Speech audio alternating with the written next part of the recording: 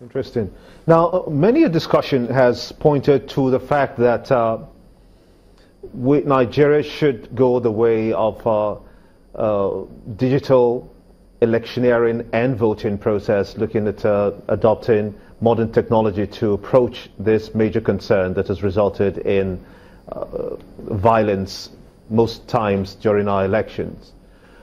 What's your committee doing about pushing Nigeria towards adopting full data, full technology, and make away with the archaic way of carrying out our elections? Well, if you noticed, I didn't mention some cultural aspects. We're not going to go into 100% digitalization of our electoral process. Even the United States, as advanced as that country is, there's still an element of analog system and a digital system. I did allude to it the time I said there should be a way of backing up, because technology itself may not be foolproof. People can tamper with it. Talking about falsification, we think it can also be subject to that. But yes, we are thinking that where we have the greatest challenge in the Nigerian electoral system is what you call collection center. If we can minimize or reduce to barest minimum the use of that collection center, if there's a way using technology, the results can be transmitted from the polling units straight to the electoral management body, INEC, bypassing that collection center where numbers tend to change, and 10 could become 1,000, or 1,000 might become 10, and so on. So we're taking a hard look at that to ensure that we are not behind schedule. Part of our terms of reference, again, is for us to look at the best practices, if you don't want to call it best, commendable practices outside Nigeria. We are doing that. We are reviewing the electoral system of several countries and finding out those things that can be adapted here, that can work in our own environment. Not everything that can work here. If we say we will adopt technology 100%, it may not work. So there'll be a balancing act. And I urge you to please exercise patience until we come up with our final report. We are subjecting it to public scrutiny because we feel we don't have monopoly of ideas. And that is the whole essence of the public hearing that is taking place at zonal levels. How has your work been received by the opposition? Very excellent question. In the nature of what we are doing has nothing to do with a political party in particular. For instance, I belong to APC. Yes, but you were not a member of APC before you were appointed. Correct. I wasn't. I left PDP February 6th, 2016. I joined APC January 22, 2017. So it has nothing to do with this.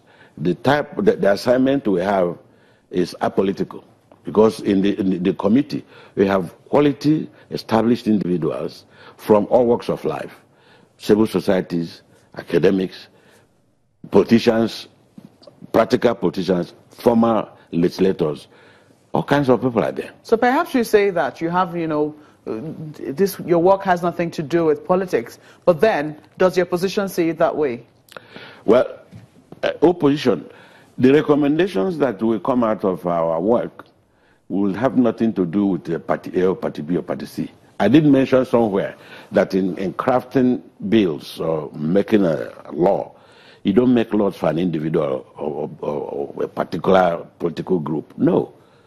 You see, the laws are made for all times. Are they saying it in that manner? They should say it in that manner, because we tend to read meanings into everything. Let's go to Lagos now for more questions.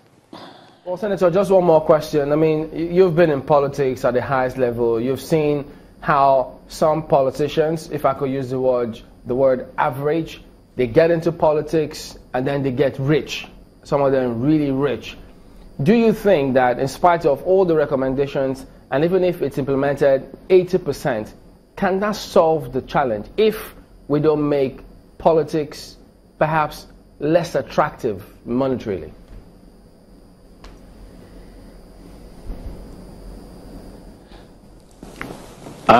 I think very strongly that our method of recruitment is faulty.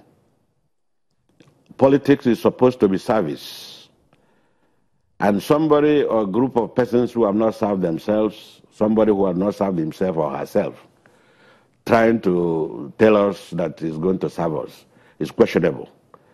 So, as I said, our recruitment method is faulty.